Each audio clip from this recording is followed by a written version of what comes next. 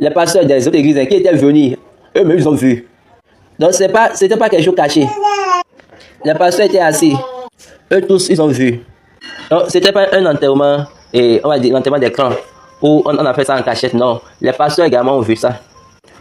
Eux tous ils ont vu. Parce que les gens étaient venus, genre en cachette pour dire ok, nous allons voir comment ça va se passer. Ah, celui-ci, parce qu'il est leur grand maître. Et Dieu n'a jamais échoué. La puissance du sang, la voix de l'eau et du sang. La voix du sang et de l'eau du moins. Maintenant, l'église a cette valeur. Elle amène maintenant la tromperie. C'est pour cette raison que je vous demande d'aller évaluer. Est-ce que vous êtes en train de garder, de tenir la parole de la grâce qui vous a été donnée? C'est ça, la vérité de l'église. Il y a certaines personnes qui disent que la Bible, elle est plus grande. Le mieux pour vous, c'est de fermer votre bouche. Vous devez mettre au silence votre bouche stupide. La Bible est plus grande que l'église. La Bible est plus grande que l'église. Toutes mes excuses, mais l'église n'est pas instituée dans la Bible. C'est plutôt la Bible qui témoigne l'église. L'église n'est pas formulée dans la Bible. L'église n'est pas formulée par la Bible, mais la Bible témoigne du moins. Comme Jésus est venu dans Jean 5, verset 19, verset 39 du moins.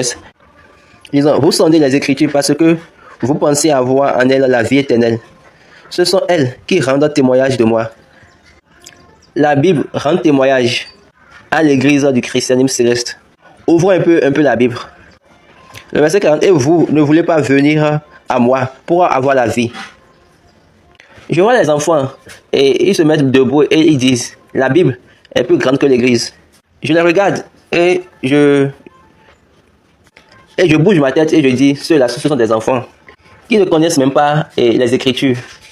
La Bible rend témoignage à l'église. Je vais vous la démontrer. Daniel chapitre 2. À partir de là où on a parlé de la pierre.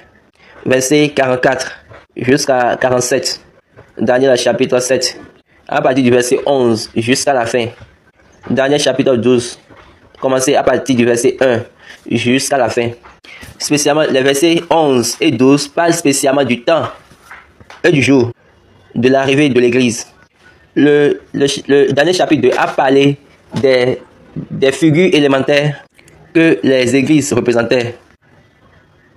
Également, ce que l'église représentait.